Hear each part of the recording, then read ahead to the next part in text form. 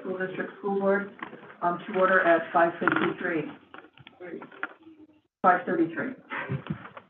Roll call. Armando Barajas. Patrice Sancioni. Present. Gina Flores. Aaron Cimental. Dolores Rivera. Here. Dr. Alejandro Alvarez. Here.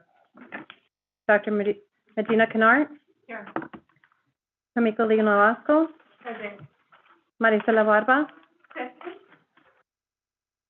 Can I hear a motion to move, agenda item 8.1 to just before we go into closed session? That is the recognition of our football team. So moved. Do I hear a second? All in favor? Aye. Motion passes with aye. Dr. Alvarez, would you like to administer the oath of office? Yes, so we had elections, reappointments, three candidates won, so we had to do the oath of office. We've held some formal ones before coming here, so how would we like to begin? Who wants to go first? Look at the draw, but you want to go first? Sanjiani, okay. So, want to do it like there? Yeah, right here. Okay.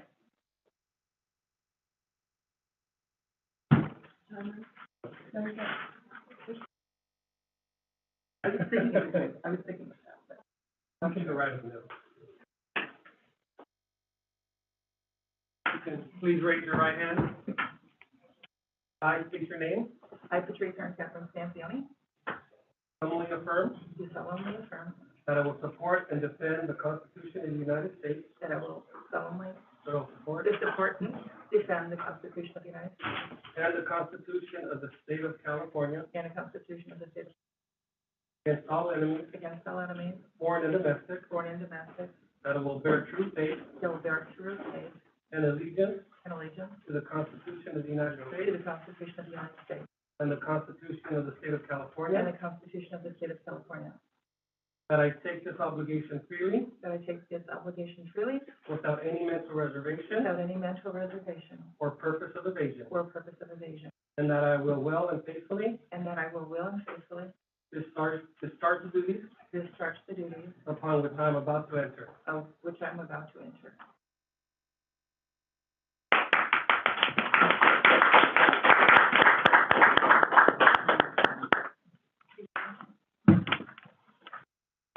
Who would like to go next?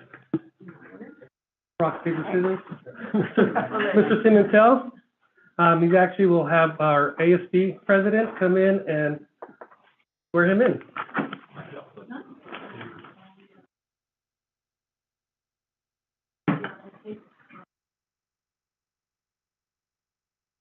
I state your name. I, Aaron Cimental.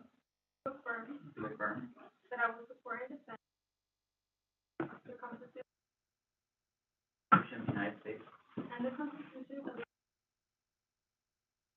against all enemies, foreign and domestic. I will bear true faith and allegiance that will bear true faith and allegiance and the Constitution. I take this obligation without any mental reservation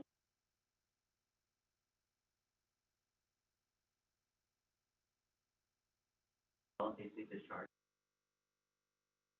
Please accomplish my part.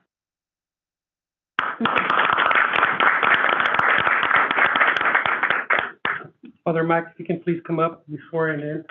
Board member Dolores Rivera.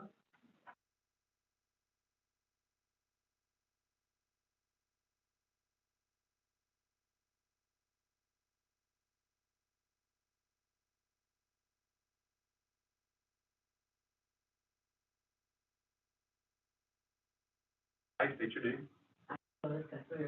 Do solemnly swear. That I will support and defend the Constitution of the State of California. Against all enemies. Foreign and domestic. That I will bear true faith and allegiance. To the Constitution of the United States. And the Constitution of the State of California.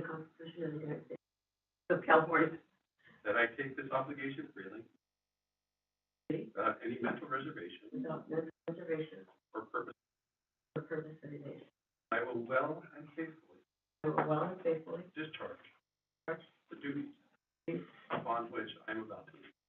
which I'm about to enter.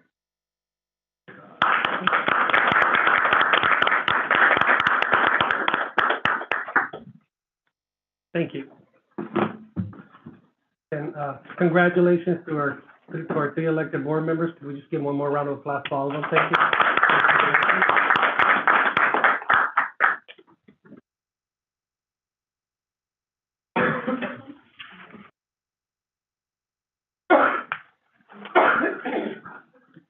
All right, I am sorry for being late. My phone is like dead, like dead.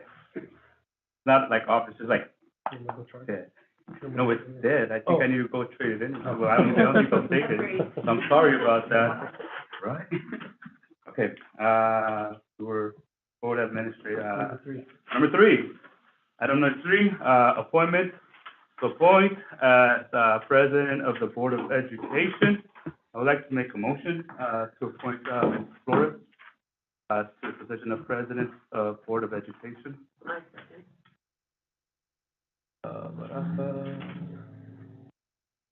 Miss, Vera. All right, roll call, Mr. Maton, Aye. Flores, Aye. Ms. Angelini, Abstain. okay, and aye. Motion carries, four, one abstain, so abstention. Item number four, appointment of, vice president of the board of education. I motion to appoint Dolores Rivera as Vice President of the Board of Education. Ms. Rivera, can I get a second?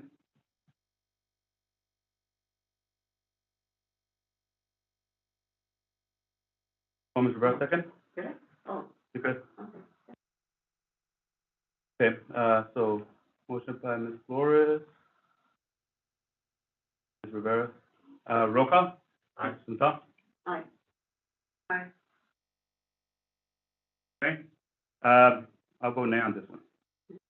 Motion carries 3-0. Item number five, appointment, as clerk of Board of Education. 311. 311. 30. You said 30. Oh, I'm sorry, 311, I apologize, 311. Item number five, appointment of, clerk of Board of Education. I move to, appoint Mr. Cimental to clerk. Okay.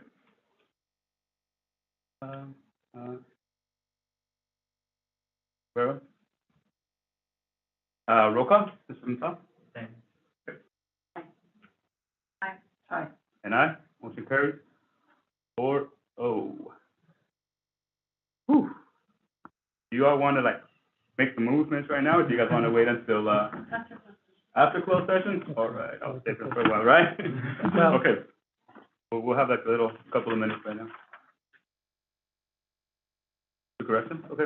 So item number 6, approve of agenda of regular board meeting of December 13th, 2022 with 2 corrections.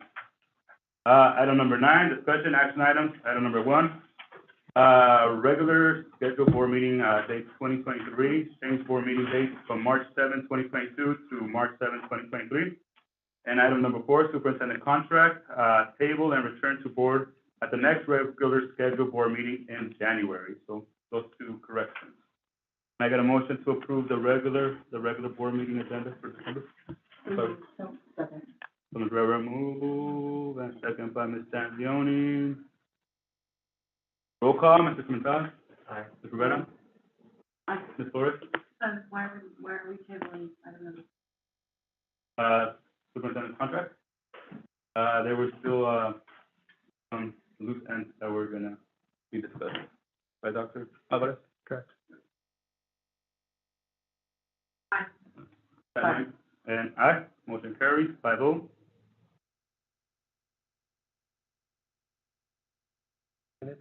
Okay, approve a minutes of regular board meeting of November 15th, 2022. Can I get a motion? Second. Ms. Stanzioni, second by Flores. Roll call, Mrs. Amitas? Ms. Rivera? Aye. Ms. Stanzioni? aye. Motion carries 4-0. All right. Number two, we haven't done this yet. Open session. Item one, Pledge of Allegiance. Can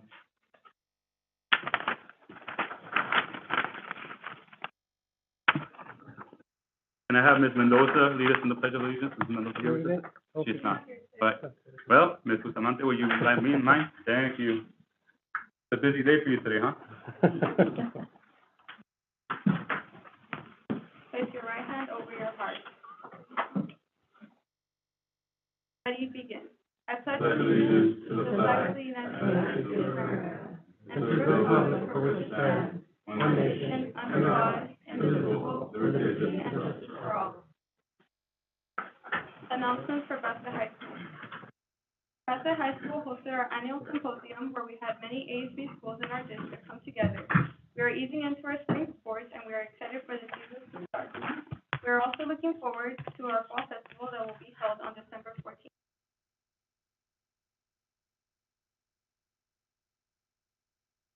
On Julian School announcements. We held our Turkey Trot 100-mile club on November 18th. We reached our goal of 400 PTA memberships. Our teacher, Mr. London, dressed up like a turkey for the Turkey Trot. We were able to help 45 families with Thanksgiving baskets this year. Saturday school on December 3rd, 49 students participated. Students worked on an art lesson with the artist Mondrian, iReady Math, iReady Reading, and Next Gen Math. Our holiday spirit week coming up, December 12th to December 6th, Community Relation, Jasmine Navarro has been working with families in need of backpacks, uniform, and shoes. PTA-sponsored Penguin Patch Holiday Store was held on the week of December 5th through December 9th. Students were able to purchase holiday gifts for their family members. Our students had over 100 gifts to choose from, all ranging in price from 25 cents to $13. It was an amazing opportunity to empower your students to choose. Our 100-mile club reindeer run scheduled for Friday, December 9th was well attended after school. Our winter holiday program is scheduled for Thursday, December at 8:30 a.m. in our quad. Van Wyck Elementary School announcements. Van Wyck students and teachers have been busy with math RTI and lots of learning. Our interventionist has been doing small group interventions during the school for grades 1 through 3. We did benchmarks and are working on the second iReady diagnostics test. We had a successful turnout for our parent conferences. Our ASB also had two big fundraisers, Panda Express and our popcorn fundraiser, $1,000. We had a fun afternoon of slamming the principal on Friday, where the entire school came out to watch the students with items or more slam the principal. Students at Van Wyck really enjoyed it. Our puppetry group is preparing for their winter puppetry show on Wednesday, December 14th. We also have our Christmas boutique fundraiser. We hope you all enjoy the winter break. Merry Christmas from Van Wyck. Edgewood Academy announcement. Edgewood Academy's Brave Knights are hard at work academically. Elementary students are taking their second iReady diagnostics, while our middle school students are beginning their semester benchmarks. We're excited to see the growth they've made since the beginning of the school year. ASB is having spirit dress days during the week leading into. Students get to work their ugly sweaters, favorite hat, and PJs. Lastly, Monday, we had our spirit assembly where students who exempt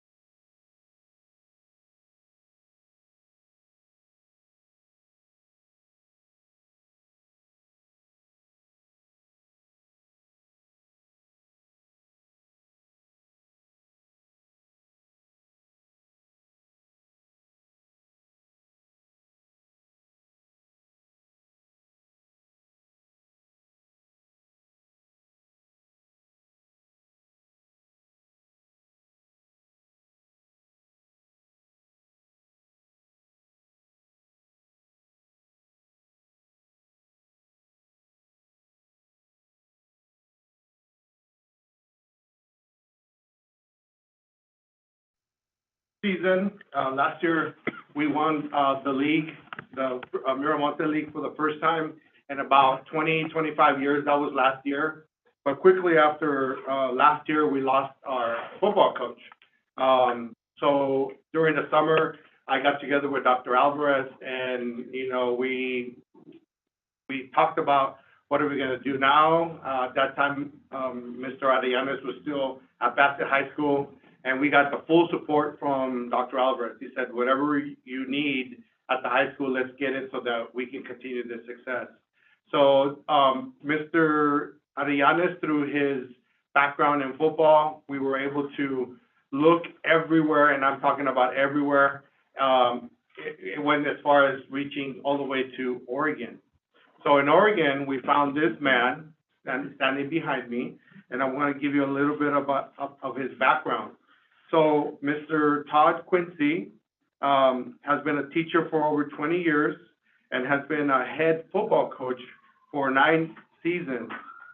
First, here in California, he began his coaching career at Northview High School and Glendora High School.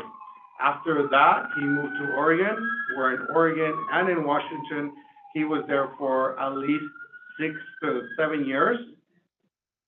But now, I would say that after much recruiting from Mr. Arellanes and myself, we were able to talk him into moving back to California. And obviously, our efforts were presented here. This year, we were literally 1 game away from another league championship, which could have been a back-to-back championship. But more importantly, he took us to the playoffs, and he took us to the semifinals, which had never been done in Bassett High School's history. So we are thankful. I am thankful to have him and to continue to build from that. So he would like to come up and say a few words about his team and his coaching staff, and then we're going to present some certificates. So, Mr. Quincy.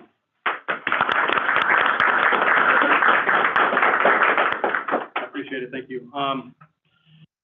It's been a great ride for us. The experience I've had here has been tremendous, and make no mistake, this is home for me.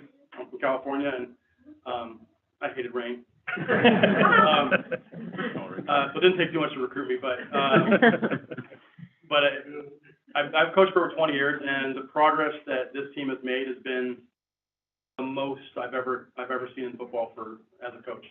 From where we were in June to where we finished, there's not a kid here or a kid on our team that doesn't want to keep playing. We still wish we were playing. How much they cared really showed the last game. It was impressive. Not a dry eye in the place. We're all still frustrated. We thought we should have went further. We probably deserved to go further, but we didn't. But it doesn't diminish the success we had. It starts with the district office hiring our coaches. Mr. Vasquez was doing great. Mr. Arellanes, when he was doing some AD stuff. Mr. Baca, teachers, kitchen staff who helps feed the kids, the band who's tremendous, cheerleaders, parents, support. It's been great. All that's amazing, but the bottom line is it was the kids. That's why we're here today. We gave them an experience that they're going to remember forever. They talked about still, and then that's what high school football and high school sports is about, making memories. And I can't wait to get started and plan on being here again next year about this time, celebrating a championship. So, thank you guys.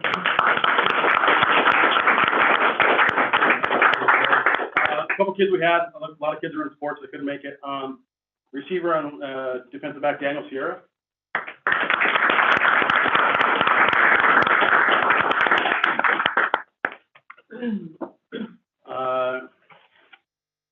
You ever seen us play? Number 6, like 115 pounds and is fearless. He rides rodeo for a living. That tells you what you need to know. He actually does. Not a joke. Max Arroyo.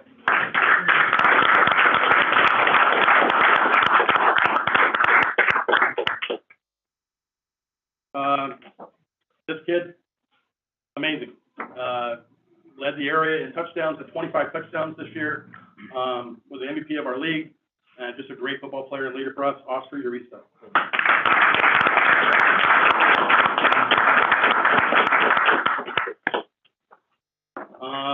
This kid played everywhere for us, returned kicks and played defensive back and receiver, was an all-league offensive player, and I'll put him against anybody, and he's gonna win, every time at receiver. Giovanni Alvarez.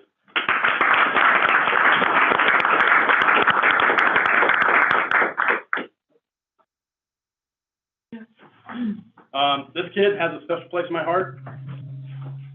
Best news is coming back next year. He, night of our Linwood game, everyone's mad. We lost, frustrated. 11 o'clock at night, that same night, get text. When can we start off season stuff? Johnny Guerrero.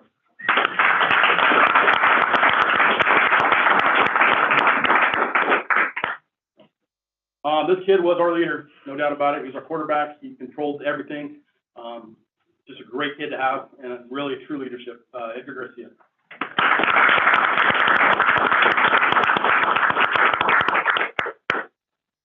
And last one, representing our offensive line, which really was our key to our team. Our strongest kid, and again, good news for me, he's coming back next year, which makes me a better coach. Josh Gonzalez.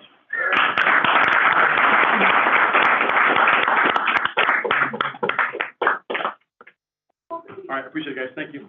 If we can get the students just to take a quick picture up with the board, we'd appreciate that. Board? Right here.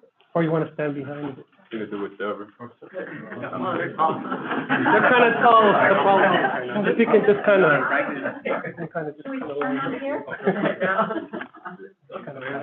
curve it. The board members are probably gonna have to be in front of you. Oh, yeah. You're up. Oh, yeah, no, don't take it.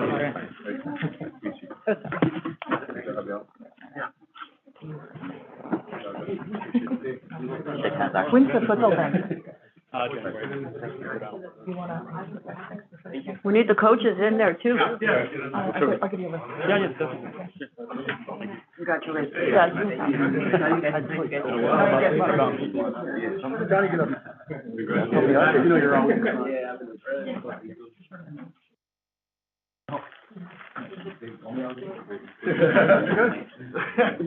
We got another player here. Hold on.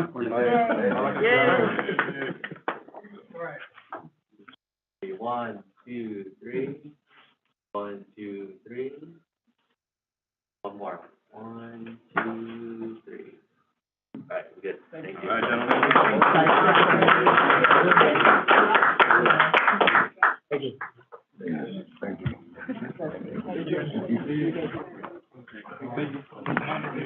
Goodbye.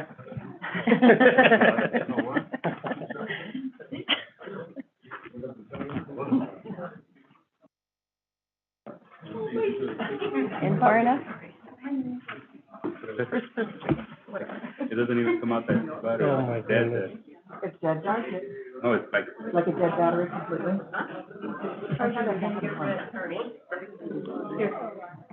I don't worry about it. I'll do it further on. Make it full red. It's gonna go red at first, and then it'll go.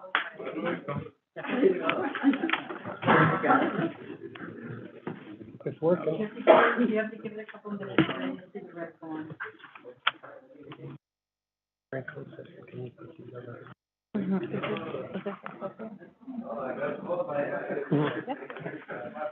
just let it back. Let it back. Just let it back completely. And then, of course, this. I got the fast charger, like it's after the iPad. I'm fine, thanks, have a good. All right, let's go that. Okay, public comments. Public comments related to closed session items. This is the appropriate point in the agenda for those present to speak with regards to only closed session items on the agenda. Only topics specific to the actual closed session items will be heard at this time. Topics which do not address closed session items will not be heard during this time and will be heard during open session comments. The board has allotted a total of 20 minutes for public input on closed session item agenda items.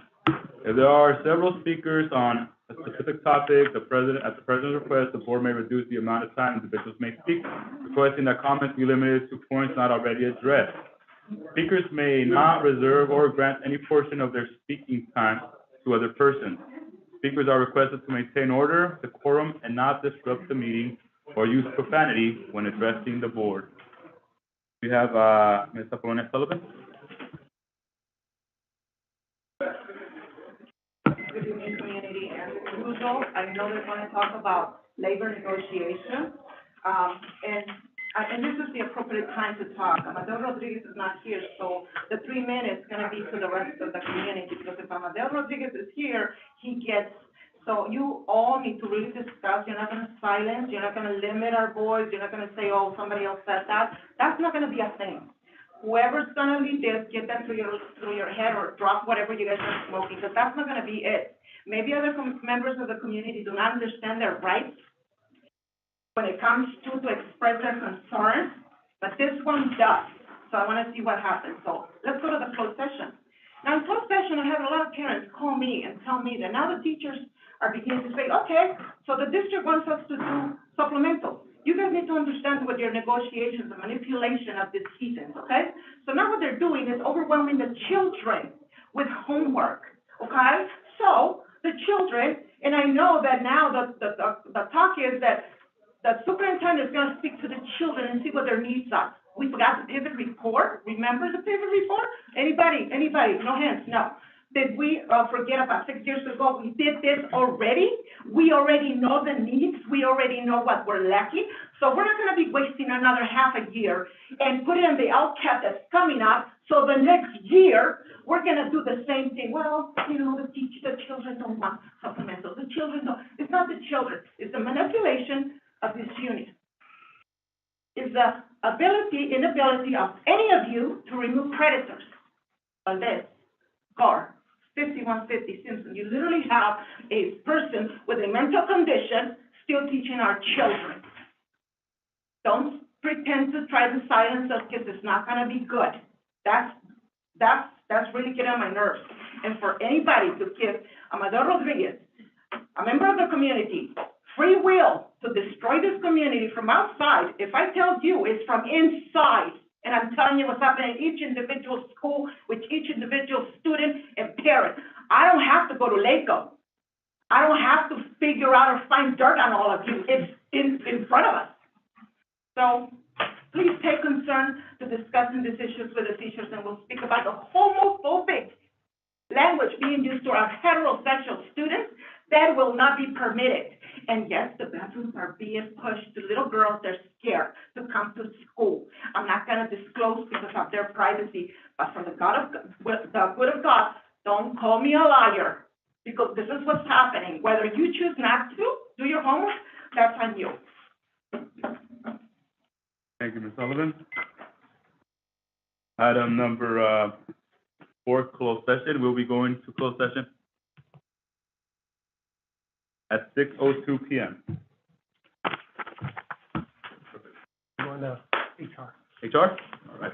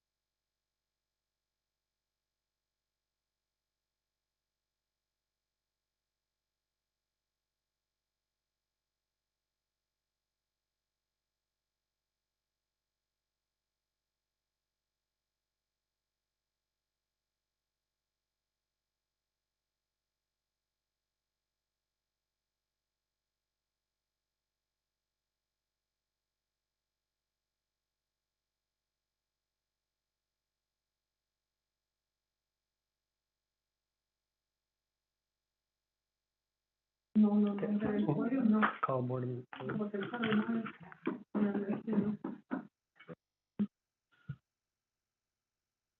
Okay, everybody, we are reconvening to open session at 8:37. Report of action taken in closed session. Thank you, Madam President. In closed session on motion of Ms. Teresa Leoni, seconded by Mr. Los Rivera, and a vote of 4 members approved and 0 members opposed, the governing board took action to appoint Kamal Samad as Director of Student Services pending employment clearance and onboarding. Closed session on motion of Ms. Teresa Leoni, seconded by Ms.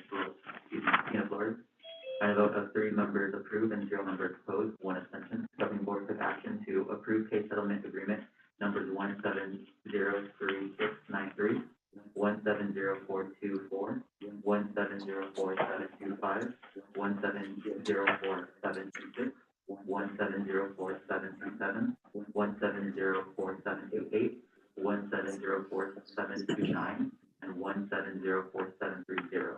Approved by all parties, including attorneys and Arkansas Powers Authority, ANCIP, Alliance for Schools Cooperative Insurance Program/Board. The total settlement amount is for $1,750,000 to settle all claims and lawsuits. Thank you. Okay, moving right along, item number 6, written communication. Forgive me for my internet. Thank you. Brenda, would you like to take this over? Thank you, Board President. So we did have the Bassett High School football team recognition done earlier. So the next thing we'd like to go to is the first interim report for the 22-23 school year. Ms. Barber will be presenting the first interim report.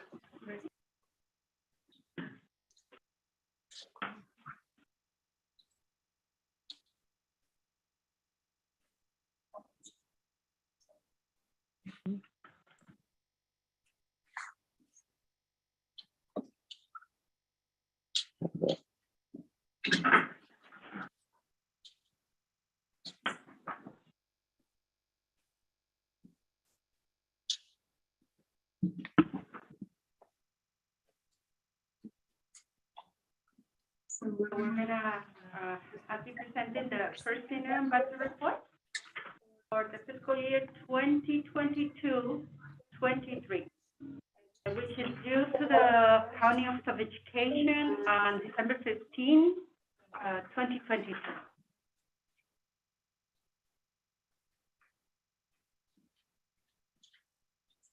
Actually, do you want to go back to? Okay, yeah, sorry, you know what, let's wait a second, we missed a section. Can you give us a minute? Yeah. Written communication. Sorry, yeah.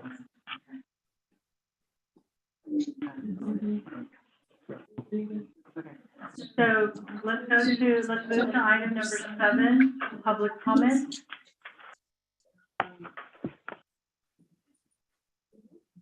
Public comments. The Board of Education welcomes input from the public in order to conduct district business in an orderly manner for the privacy and safety of the speakers and to help staff respond more directly. The board policies require that public presentations to the board comply with certain procedures, including speakers may only address items that are within the subject matter jurisdiction of the board. When addressing the board, speakers are requested to state their name, address the board from the podium, and adhere to the applicable time limit of 3 minutes.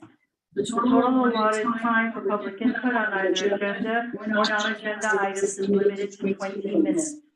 If there are several speakers on a specific topic at the president's request, the board may reduce the time of the individual speaker. The board may reduce the amount of time individuals may speak, requesting that comments be limited to points not already addressed. Speakers may not reserve or grant any portion of their speaking time to other persons. Speakers are requested to maintain order, decorum, and not disrupt the meeting or use profanity when addressing the board. Complaints should follow the district complaint procedure for board discussion before the board. And first we have. Okay, open session, Ms. Apollonia Sullivan. Community, again, and legislation of the, section two, so you need to, now we have new leadership of the president.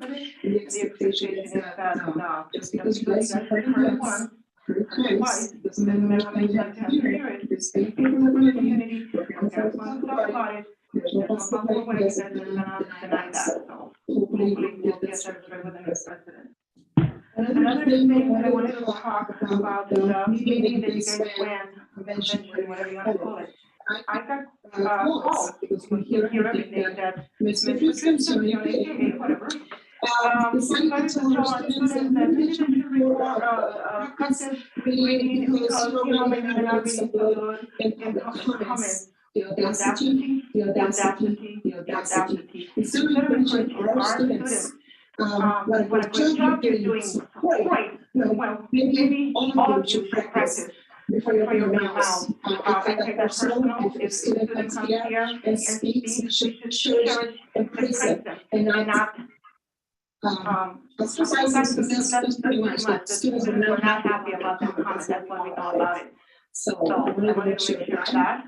Also, with the elections, everybody knows that literally, not being a member of the community for so long, literally almost got out there to tell you the pain that the community feels, that they're pretty much willing to just have some new blood. The numbers were not that off, not too far away, so the question for the community is question of that, but we're gonna let it go. The only thing we're not gonna let go, is that you take it upon yourself to speak to the community and to their faces, if you have more components that all of them put together, say that, okay, so yeah, I will make the teachers union part of the process, and they will always have a table. No, it doesn't work like that. It does not work like that, and maybe you're gonna find yourself reawakening. It doesn't work like that. You are not running, you did not run for the teachers. They have their own against you. You do not understand that. You are there. And here for one purpose and one purpose only. Only to the student, to see what their well-being is, what is being done, to get rid of all the abusers. They are very aware that we have this or Simpson amendment. And why the pizza bag performance is not the answer. That's just all the pizza from that student in high school. Why get it back? It's not an administrative, we're gonna do this, but it is wrong. She should be held accountable, because if one of our students had done it, I'm sure child protective the sheriff's department and everybody would have lost it. Because one of our children dared to steal a pizza, but a teacher did it. That person either needs mental health therapy or something, and it needs to be addressed. Because finding pizza back for that child is not good, not an answer. Thank you, Ms. Sullivan. Next we have Ms. Mireya Carvajal.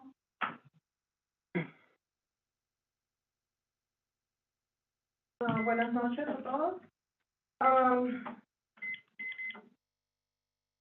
No sé por dónde empezar. Cuando un papá viene aquí, es obvio porque no se pudo resolver algo antes de llegar aquí.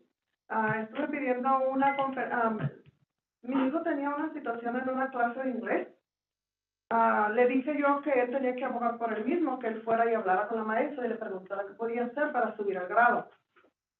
La maestra le dijo que nada, que solamente siguiera haciendo su trabajo.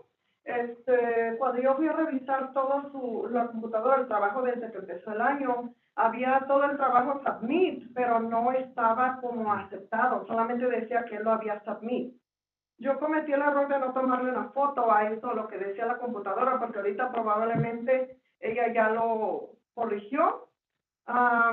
Tengo una semana que le mandé el email y ella se esperó al último momento para hacer una cita conmigo cuando yo le dije desde el principio que era importante. Uno se cansa de venir siempre y tener que estar exponiendo, porque yo tengo que exponer a mi hijo, ya mucha gente sabe quién es. Se me hace a veces se me hace hasta ridículo que yo tenga que venir a hablar aquí, porque hay mucha gente que trabaja y que todos tenemos que hacer nuestro trabajo. Yo hago el mío, mi hijo hace el de él. ¿Dónde está la otra parte, la 50 parte que tiene que hacer otras personas? Como hoy iba a ser el board meeting, y ya saben que yo siempre vengo y hablo cuando tengo una situación, le habló el consejero y le dijo, ya hicimos update los grados. Ya no tienes una F en esa clase, ahora ya tienes una C o una B. ¿Por qué yo ellos tienen que esperar que yo venga al board meeting para hacer algo? Yo ya estoy cansada de venir aquí siempre a estarles diciendo que hagan algo. La maestra no le quiso ayudar antes, por eso tuve que intervenir yo, porque él tiene que empezar a abogar por él mismo. No siempre, en el colegio no me va a tener ahí. Entonces, la comunicación con los maestros y los padres, la comunicación con los estudiantes, es una falta de respeto que ella no le quiere ayudar si el niño le está preguntando qué puedo hacer para subir mi grado. Esto. Buenas noches. Thank you, Ms. Carvajal. Okay, moving right along, section number 8, staff presentation information. We already did the high school football team, so we'll move into the first interim report.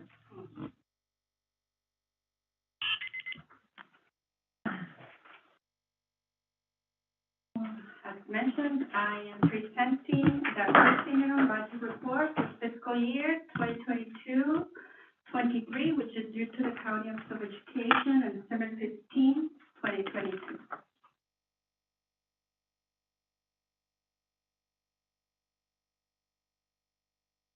Are you doing it over there or is it done here? Transition slides. We'll go here. So we have the agenda, and the agenda includes the budget cycle, budget certifications, general fund changes, expenditure assumptions, the general fund unrestricted, and the general fund restricted. And this is the budget cycle, and as we know, it starts with the adopted budget on July 1st. And this year, of course, it was the 22-23 fiscal year, and then it moves. Once the state budget is enacted, then they give 45 days to districts to make budget adjustments based on the increases or decreases of budget that the state has enacted, and that impacts our district.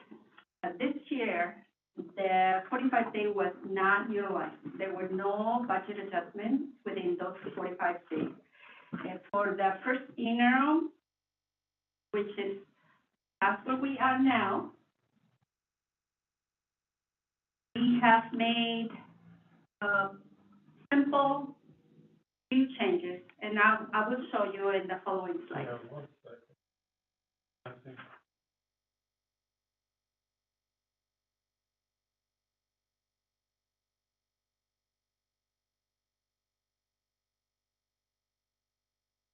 With the mouse?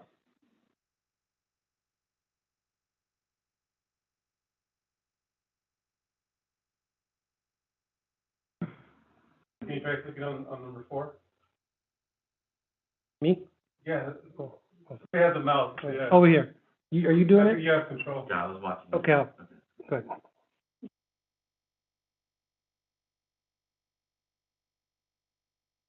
So it's over here then. Yeah. I'll do it. Yeah, I saw the mouse moving around. That's okay. All right. There we go. Oh. Forward. Okay, that's it. So we are happy to share with the board that we are filing a positive certification with the County Office of Education. Meaning the district is meeting its financial obligations for the current and the 2 subsequent years. That's when you file for a positive certification. There are 3 types of certification. One is positive, when you meet the 3 years financial obligations. The other types of certification is a qualified. And the district has a qualified when the district is not able to meet their financial obligations for the current or the 2 subsequent years. And the final one, the negative certification, is when the district is not able to meet any of the 3 fiscal years, current budget year and the 2 projection years.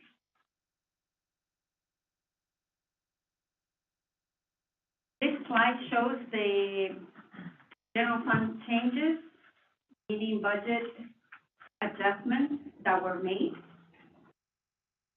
And, the first section shows the revenues. We made a change in the local control funding formula based on the additional 6.28%, that was, adjusted to the base grant in the local control funding formula per the state. The second line is the federal revenue, which we increased almost $11 million. And that includes carryover of Title I, II, III, IV, and COVID-19 relief. So those are some of the major programs. Does that include, sorry to interrupt, does that include ESSER three money? Yeah, that includes the COVID relief, COVID-19 relief, includes all these one-time dollars that we received due to the COVID-19 pandemic. Okay, and then I just want to clarify, sorry. I'm sorry to interrupt, just I wanted to clarify on the first one, the additional LCF investment of 6.28, that's not an increase in a COLA. It's actually just the percentage of increase to what's called the base rate we get per child. Because the statutory COLA, which was 6.56, was included in the adopted budget at the beginning of the fiscal year. And then the next line is the other state revenue. This program, this state revenue, we had 2 block grants that were approved by the state, and Bassett received close to $7 million for these 2 grants, and we included that in our first interim, in addition to all the programs that were adjusted as well. And then one block grant was the Learning Recovery Emergency Block Grant, and the other one is called Arts, Music, and Instructional Materials. Both block grants are one-time dollars, one-time funding. And the last one of the revenue section is the local revenue, and we increased it by $176,498, which includes several miscellaneous local revenue programs. And we have the expenditure section. We made a small change in the certificated salary of $81,739, which includes the teacher salary adjustment. Classified salaries, there was a change, an increase of $390,913, and that's due to the retro payroll that was ratified. It was a 5.5% salary increase for classified employees, and you can see the line below for the fringe benefits, also for $111,164, and that's that fringe benefit part of the salary increase. We have also included books and supplies budget for $11,092,795. And these, and also the services and other operating for $9,334,875. And these 2 lines include most of the federal revenue and state revenue. For the carryovers, the COVID-19, the 2 block grants, that's where the allocation is for now. We're eventually, for the second year, we're going to present a more comprehensive budget in detail that will be presented to you in March. Now, what are the financial challenges for the district? And these are not new challenges. We know that these challenges have been impacting districts. Bassett not the exception. Some of the challenges that we have in the revenue is a decline in student enrollment, decline in student attendance, and decline in unduplicated pupil percentage. And all these 3 areas impact the local control funding formula, which is the greatest source of revenue the district receives. For expenditures also, one thing is the decrease in revenue, another one is the increase in expenditures, and we continue having challenges in containing expenditures in the areas of special education. We have the second column of both groups. We have retirement rates, teachers and PERS that continue going up. Actually, I'll show you that the slide down the road is kind of stable at this time. We have the health and welfare benefits cost as well as the workers' compensation.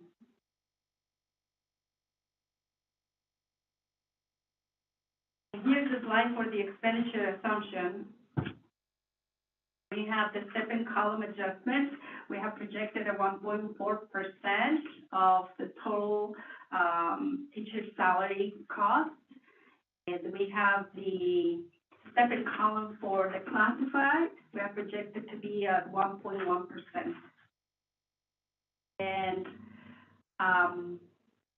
the third percentage, as you can see right now, is flat.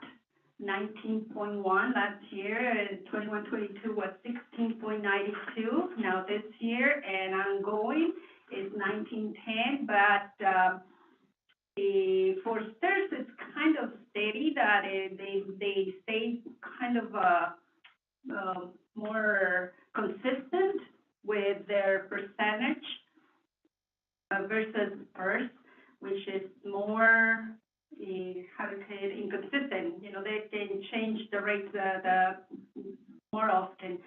And so you can see the PERS percentage is actually, if this year is 25.37, and next year, 23-24, is to be 25.20%, and the next following year, 24-25, is to be 24.6. So you can see that the trend is going down. However, you know, they have projected it based on their actuarials and their investments and, you know, a lot of factors that they take into consideration to determine which would be the rate. And if the economy changes, they can also change the rates right away. So we just keep an eye on this rate.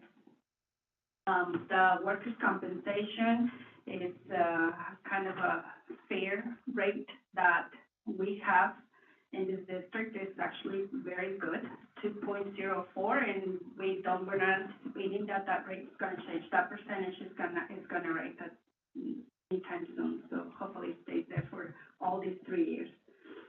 The health and welfare, the formula remains the same. It hasn't changed what is being bargained. The general fund contribution increases to special education, transportation, and routine restricted maintenance. So for the routine restricted maintenance, it's at 3% based off the total expenditures budgeted of the district. The other ones, the special education and transportation, is need. And we have this slide shows you the unrestricted general fund projections for current year and the 2 out years.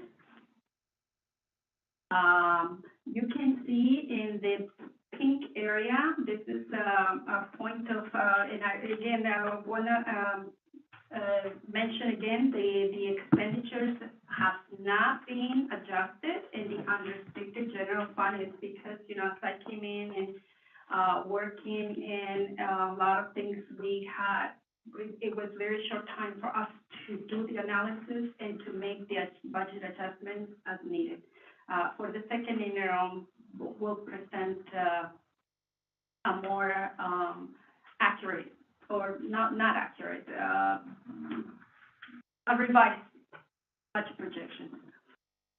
And you see the pink area, the current year, we're showing a positive or increase in fund balance of $1,145,775, but in the year 23-24, we're already showing a deficit spending of $848,000. Why is that? It's because of that decrease of revenue, the decrease in local control funding formula, CFF, because of the decline in enrollment, the attendance, and the UPP. So that is impacting our revenue, and our expenditures are not decreasing. Currently, it is showing, because of the step-in column, then they go up every year. I thought you had a question. So, in the year 24-25, we are showing a deficit spending of $2,735,000. And you see the orange line also. You can see the ending fund balance, how it decreases. And within the 3 years, from 23 million down to 19.7 million. So that tells you, because of the deficit spending, then the fund balance covers for these deficits as a projection shows. I'm sorry to interrupt. So when you say that we have budget certifications, we have a positive certification, district will meet their financial obligations for the current year and 2 subsequent fiscal years.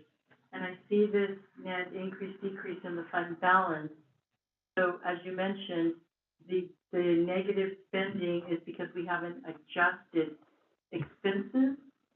Even though I see the ending fund balance is decreasing, still not in the negative in the ending fund balance, but the expenses, deficit spending, am I correct in that? Am I understanding this correctly? Yes, the deficit spending is because our revenue is smaller and our expenditures get a little bit bigger. And what happens here is the fund balance covers for the deficit spending. Okay. And the law allows you to use the fund balance to cover for deficit spending. However, for sure the County Office of Education is gonna ask us for a fiscal stabilization plan. The deficit spending is not really an okay thing to do. Right. But then we're supposed to balance the budget. We're supposed to have, if not a net increase, just not having a deficit spending. So we need to work on a fiscal stabilization plan on making budget cuts because the district can only sustain up to a certain time having a deficit spending. Now, this is what we have currently, but in January, when we have the state budget presentation, depending on how the economy is, things might change dramatically. Because they can say, okay, with the COLA, it's gonna be a lot less, and this is gonna, and they can make cuts, and then they're gonna make cuts to balance. And that way, that thing is, our revenue will become even less. And then we need to make the expense cuts as well, because we need to maintain a balanced budget.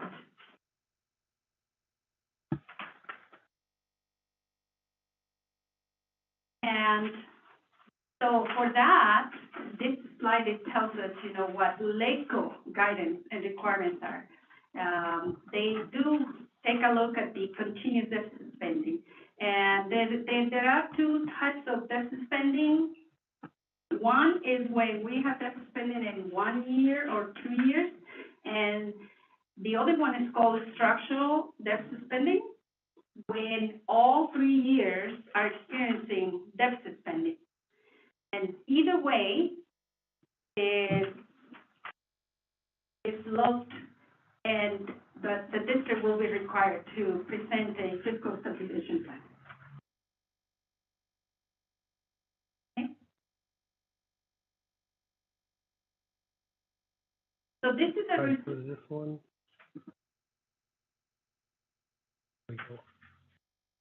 And there is, and what does the fiscal stabilization plan should include? It should include all the budget adjustments that the district decides to make, and that can include the personnel, either increases in personnel or looking at the restricted programs funding and see where we can, allocate different staff, to other programs that these restricted, programs can allow. And then looking into reduction in expenses for supplies, materials, services, commit ending balances of stabilization arrangements, funds for stabilization purpose. Those are some of the steps that the district needs to make. And you can see this restricted general fund. This restricted is all the programs that are, including the Title I, Title II, Title III, special education, and also the COVID relief fund. As we know, these have high restrictions and regulations, and it cannot be looked at like for an opportunity to be used for other than what they are being funded for. And so for those, of course, whatever we budget for revenue, we budget for expenditures, because that's how it's required, and then so the net increase or decrease becomes zero for projection purposes. And then we have this other slide, which is the fund balance detail, and this is for the unrestricted general fund. This is how the beginning balance in 22-23 starts with 22,185,204, and then this following below that we have the list of committed actions that the district needs to take, including the non-spendable. The non-spendable is always there. It includes the inventory, the revolving account, and prepaid expenditures. And then the following is the supplemental and concentration balance that was not spent prior year. And by law, are required to carry over and to spend this amount in the current year, meaning that this amount is not budgeted yet, but it's gonna be increased and it's gonna be reflected in the second interim, in the expenditure section. Right now, it's in the fund balance. The following is the technology reserve. It's for technology purposes. The roof repairs, this amount, $4,133,000, is because part of the local control funding formula funding includes the deferred revenue. Not deferred revenue, I apologize. Deferred Maintenance. I apologize. The deferred maintenance. So this portion of the local control funding order was supposed to be transferred to Fund 14. Over the years, and you know, the local control funding formula was adopted in fiscal year 2012, 2013. So it's been over 10 years, and these dollars have not been transferred to 14 to use for these purposes such as roofing, HVAC, things like that. So district is planning on appropriating these dollars to take care of these facilities needs. And the following is textbook adoption. This is book adoption that needs to be implemented. And Dr. Kennard, is this to be spent this year? I'm sorry. This year, 22-23. So that portion is also going to be accounted in the expenditure section for the second interim budget report. And then the next one is, of course, the Reserve for Economic Uncertainty, 3% as required by law. We have also that 7% additional reserve that the state has allowed school districts. They have required school districts to maintain up to 10% of fund balance of all the total expenditure budget. And So the rest, which is at the bottom, to support out years deficit spending. And that is what we talked about in the previous slide, how we have this deficit spending that needs to be covered in fund balance to maintain a positive certification and fiscally solvent budget. Any questions? What is the current, do you know, Ken, what the encroachment is on the general? Right. Do you currently know what the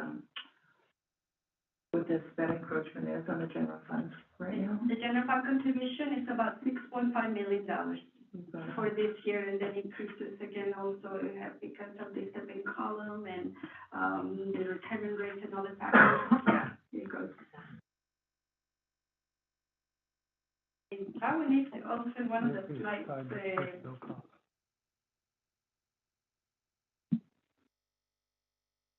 For current year, $6,544,666. And then it goes to fiscal year 23-24 is 6.6 million, and for 24-25 is 6.7. As of today. If I may add, just to clarify on special education expenses, that's knowing that you're really not increasing any other, you're not adding expenses other than the expenses tied to personnel when you talk about step and column and statutories. That's what that'd be attributed to. And then just a reminder to the board to be aware that there is a maintenance of efforts that school districts have to maintain. School districts just can't go in and say, well, we're going to cut from special ed so we don't contribute. Then we'd be in violation of federal law. So we have to make an effort to maintain that ongoing dollar amount.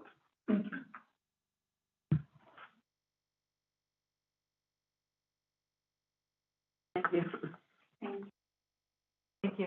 Thank you. Okay, let's move right along.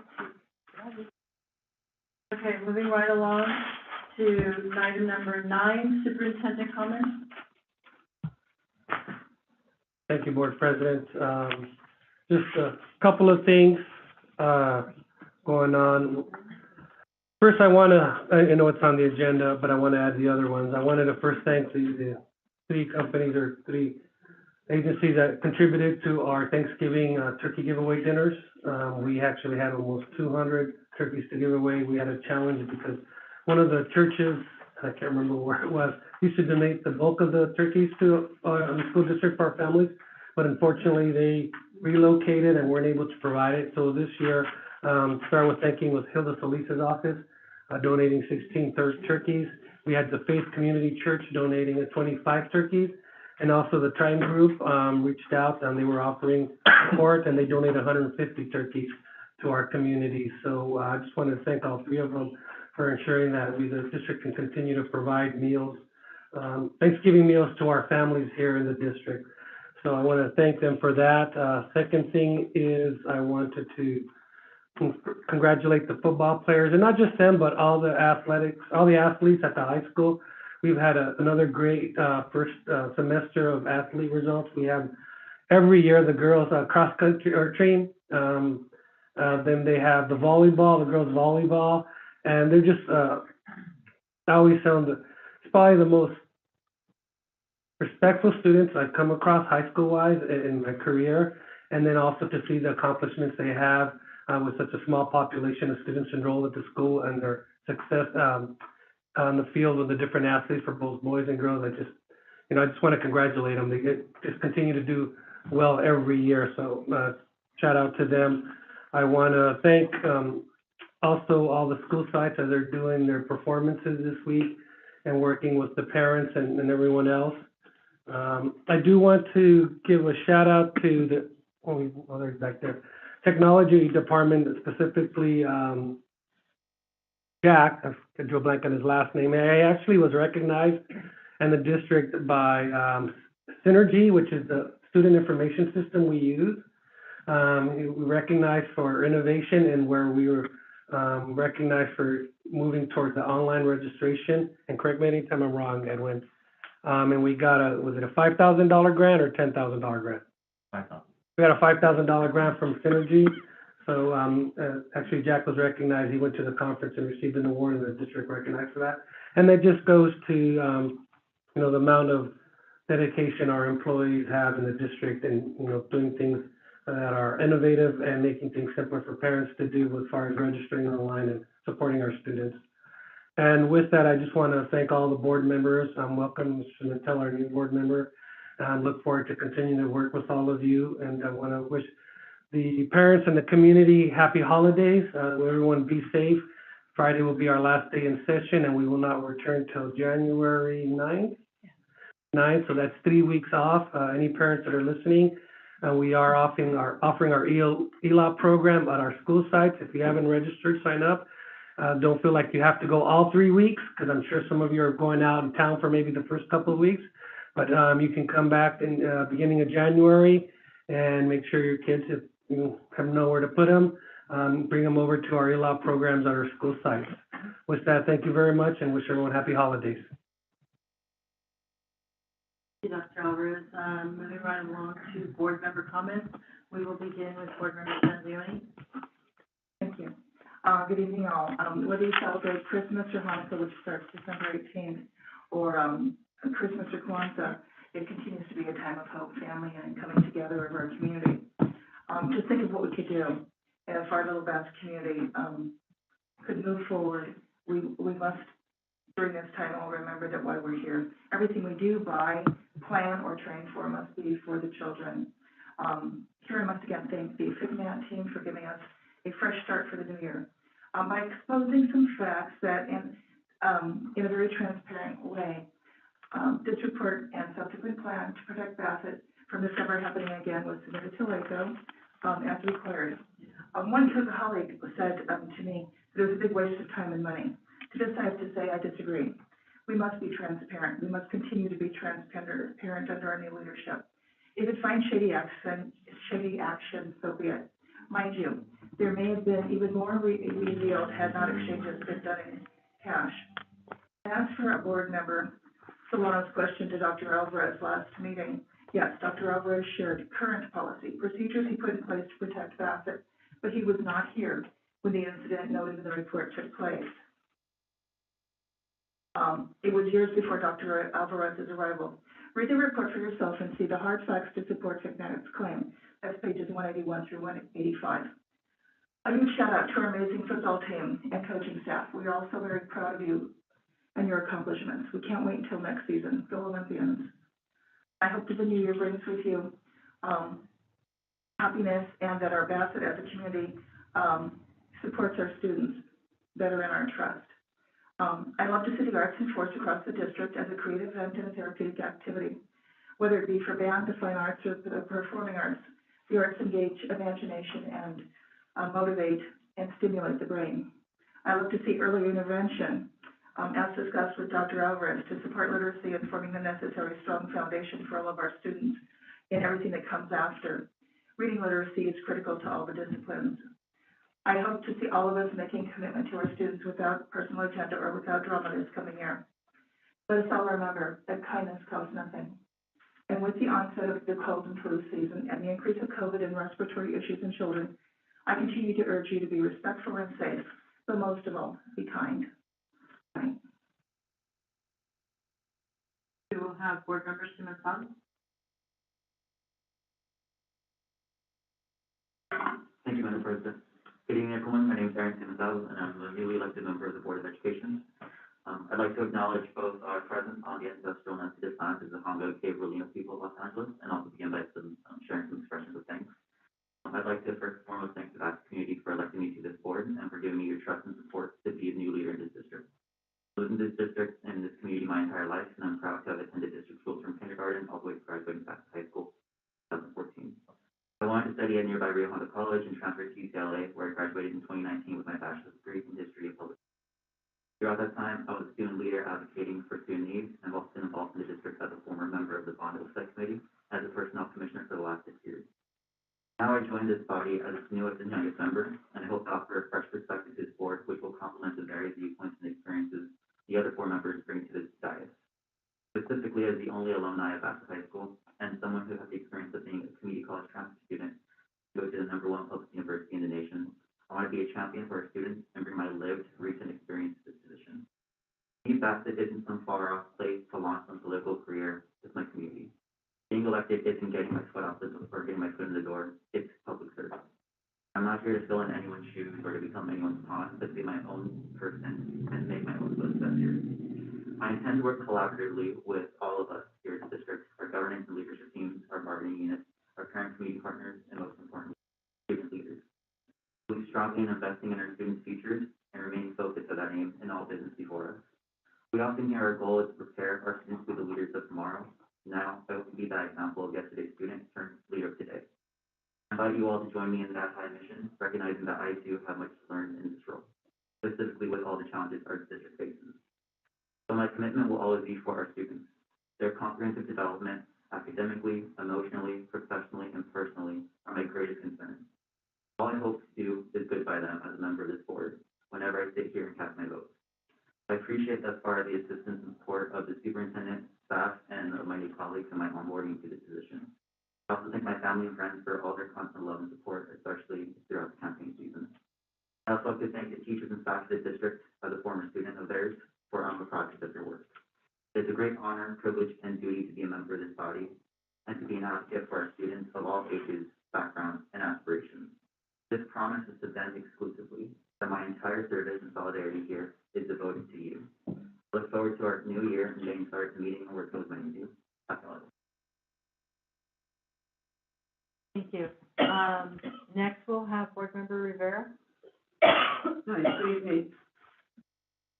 First of all, I would like to thank, Dr. Kennard for helping me. St. Louis of France donated 100, turkey dinners on Tuesday, December the 18th. And Dr. Kennard was, gracious enough to help me with the principals so that each school could, send, 10 families.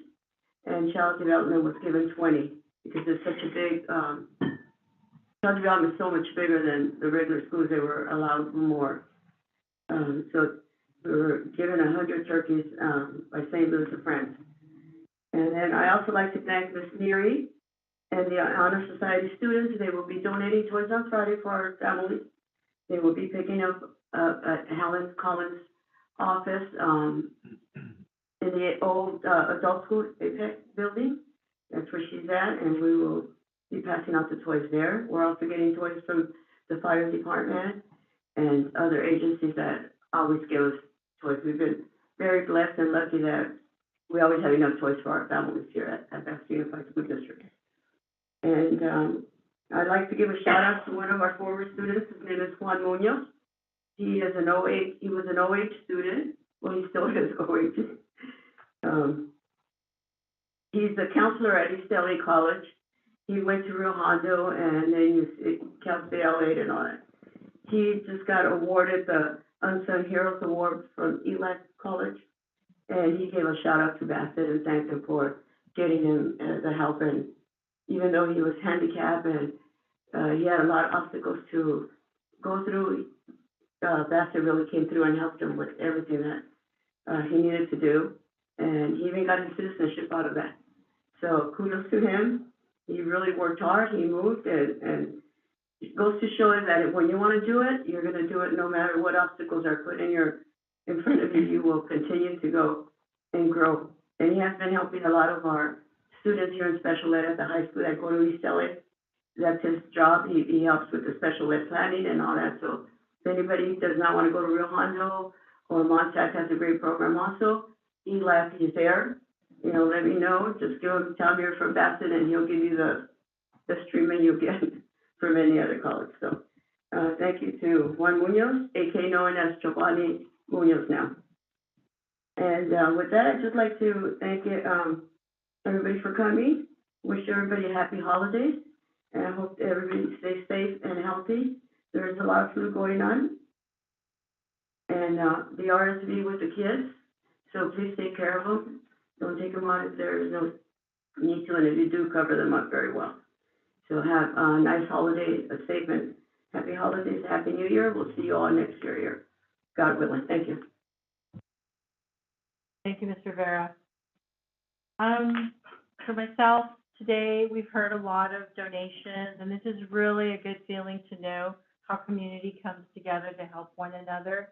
The turkey donations and everything, that is really great. A lot of that wouldn't be possible without the help of some of our staff that stand there. I happen to see, I believe the sheriffs were here also helping to donate. Shout out to Ms. Burgueño for all that she does to coordinate this, our community liaisons, and basically all the volunteers. This is really great, Brooke. When it comes down to it, Bassett can come together as a community. So I'm going to ask that we continue working together for this. The athletics, yes, this was great. I was at that final game. It was heartbreaking. Giving the play-by-play to Dr. Alvarez, and it was heartbreaking. But they played hard. They left it on the field, and that was really good. So congratulations to Coach Quincy and his staff. There are other sports. I believe our cross-country, was it volleyball or basketball? One of those did very well. Volleyball did very well. So looking forward to more. We're growing. We're getting stronger. And again, that's great news to hear about our IT and know that Bassett was recognized. And I also congratulate what our board members have also shared with us. Thank you, Ms. Barba, for that interim report. I know you're going to get us through this, okay? You got some hard decisions there, but I do know you're going to get us through this. A couple weeks ago, we were at CSBA in San Diego, which is California School Board Association. So it's an opportunity for us to develop ourselves as board members, see what other school districts are doing, things like that. But also it was an opportunity, we had an opportunity to meet with our student leaders, Ms. Bustamante and Ms. Mendoza, and Ms. Topshon, their advisor was there. So we sat down and it was really good. It was good to hear and see where they're coming from, what they're doing. Congratulations. One of them, I believe, has aspirations to go to Berkeley, wants to be an architect. The other one wants to go to SC. So this is really great. Now, we just need to do our part to make sure that we can make those dreams come true. Think big. You have to dream big, okay? But this is also, our students have that. And we need to make sure that we give them all the tools and resources to do this, to get to those dreams, and succeed.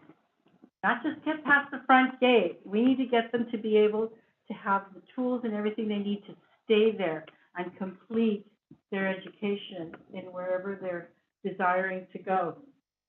So that is for that. With that said, our year is almost coming to a close. Well, the calendar year is coming to a close.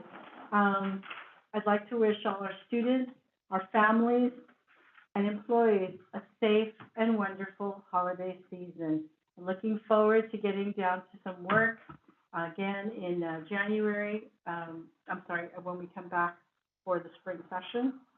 So stay safe, Bassett. So, moving right along, we will go to regular scheduled board meeting. Discussion action. That's item number 11. Regular scheduled board meeting, the dates for 2023, as previously mentioned when we did the agenda, the March 7th was changed to 2023, not 2022. Okay? So is there any discussion?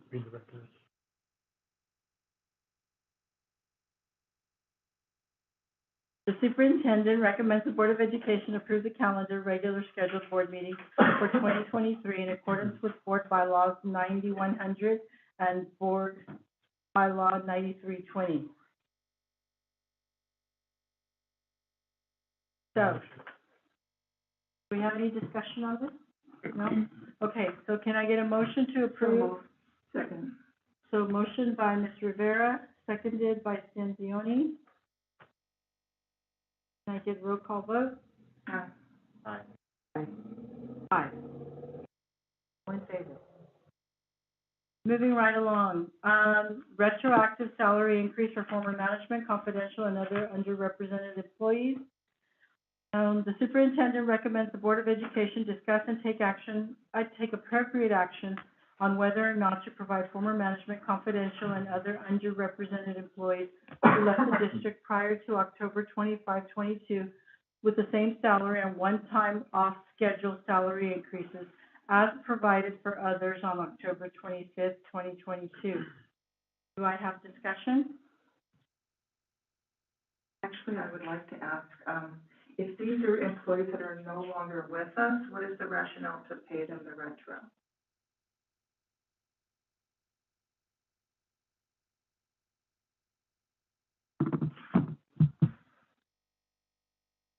But if I may, I believe the rationale was to be fair to those employees that were here during that time. I may also add to that, this is something that is provided to teachers. This is something that's provided to classified as well. So when teachers leave prior to the contract being settled, do they get the retro pay? And that's also a classified, Dr. Alvarez? That is correct, per the agreement with each union. Thank you. And then what's the time limit that they need to be here for them to get retro?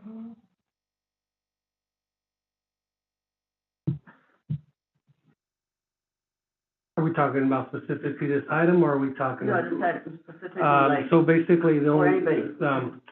the employees that would be eligible for these would be employee management and unrepresented employees and confidential that were employed by the district, where this action kind of goes into effect. So this action, well, when the rest of management got it, went back to July 1, 2021.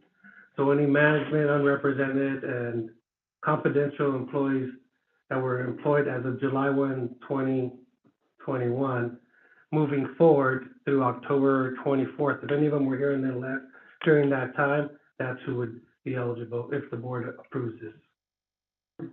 And for the union, bargaining union, what is their time limit to be?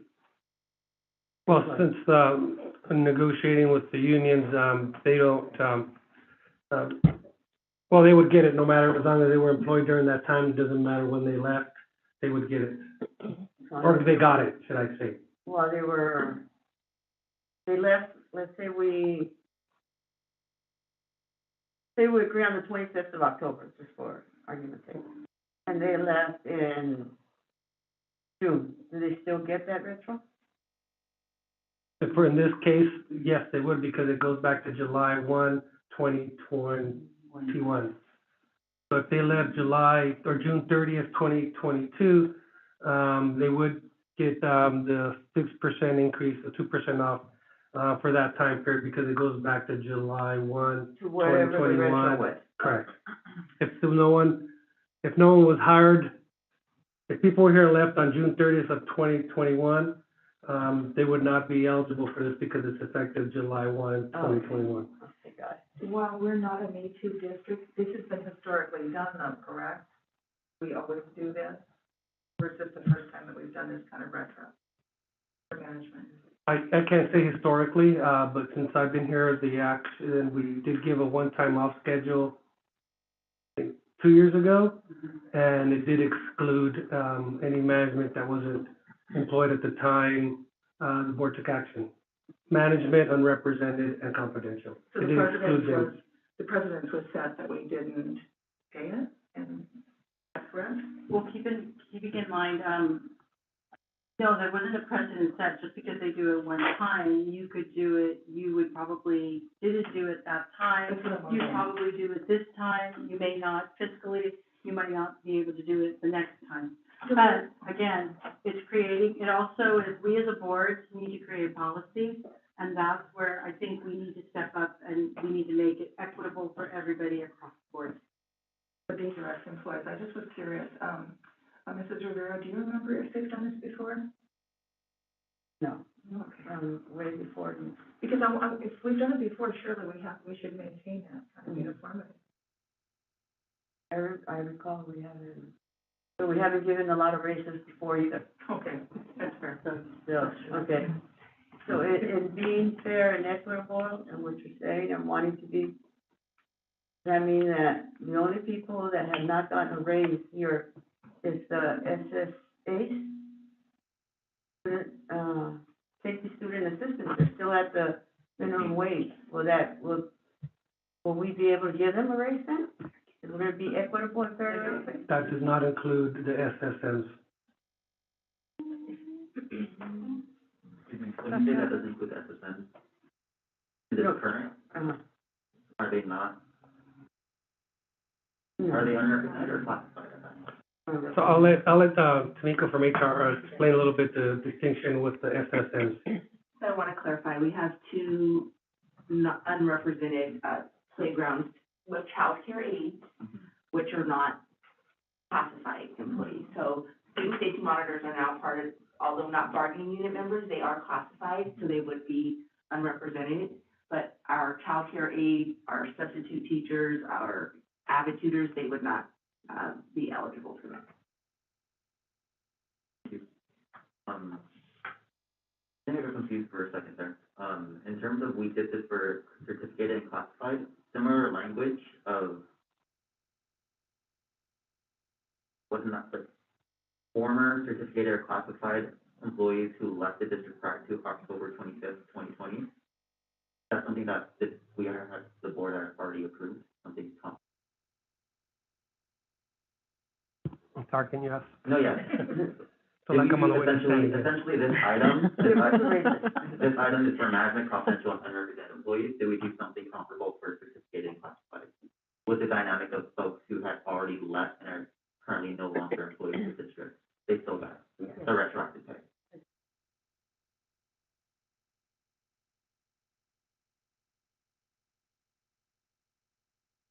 Okay, so are there any more discussions?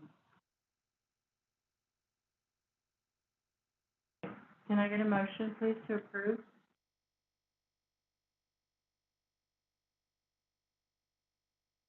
Can I get a second? I will second. Vote, roll call vote? It almost seems like that needs more discussion with that silence. I'll vote aye. Yes.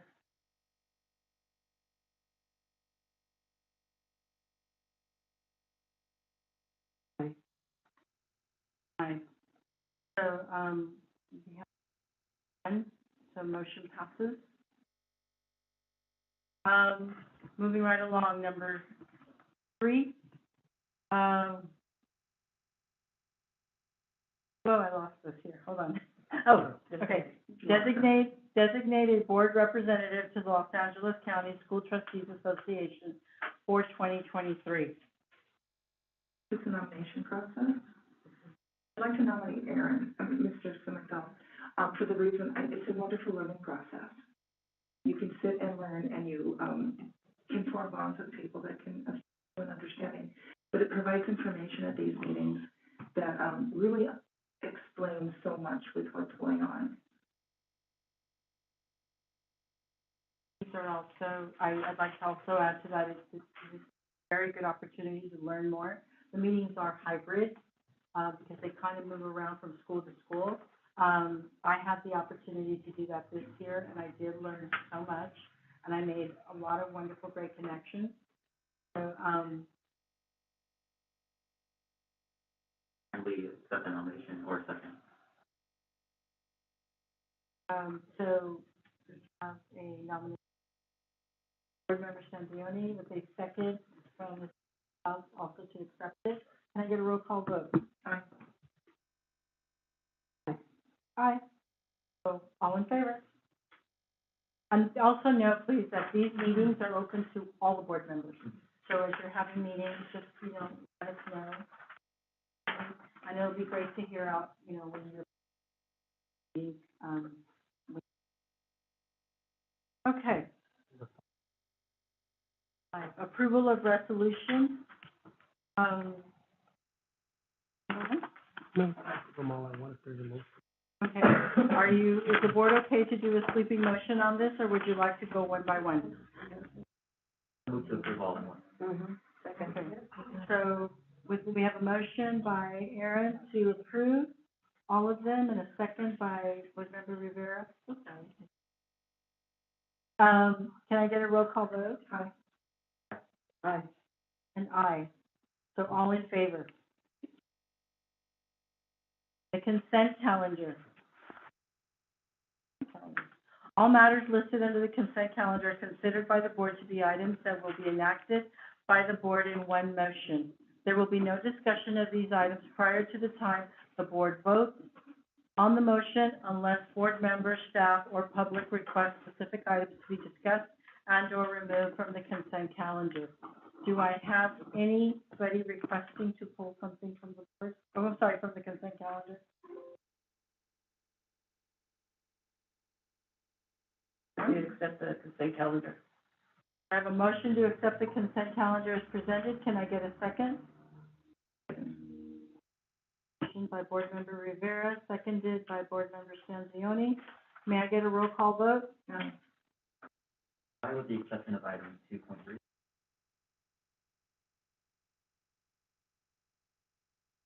Aye, with the exception of item 2.3, and that would be a no? Correct. Yeah, okay. So we have no. So aye, no.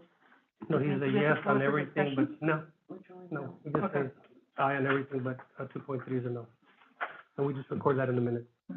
Go to Dolores. And then just go to Dolores. Okay. Dolores? Board Member Rivera. Wait, Board Sorry. Member Rivera? Sorry. Aye. Aye. And I vote aye.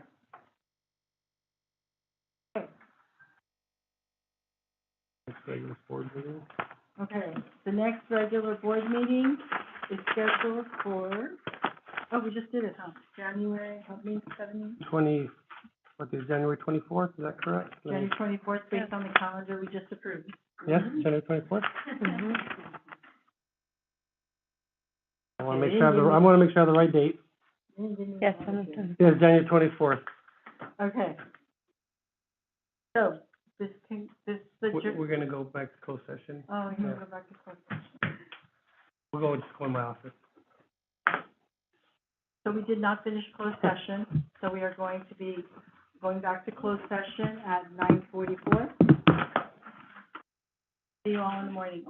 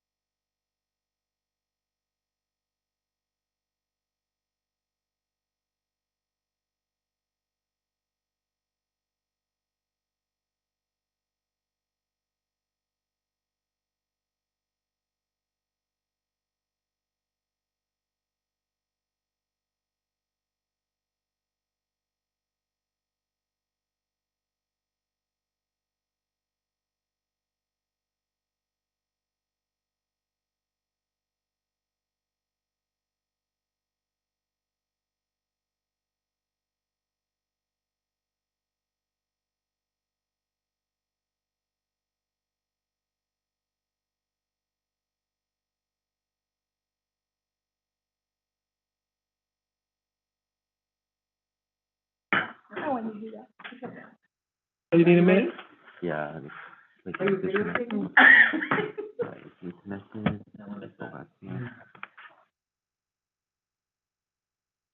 You don't attach a time to it, because then people will say, oh, I just left, so we can leave. I had my niece. You ready now? Yep, we're ready. All right, let's go. We're live. Okay, we are reconvening back from closed session at 9:50. No action was taken, nothing to report out. That said, I'd like to, if there's no further discussion from the board, I'd like to call for adjournment. Can I have an adjournment? Almost, adjourn the meeting. Adjourn the meeting. Motion by Board Member Rivera, second.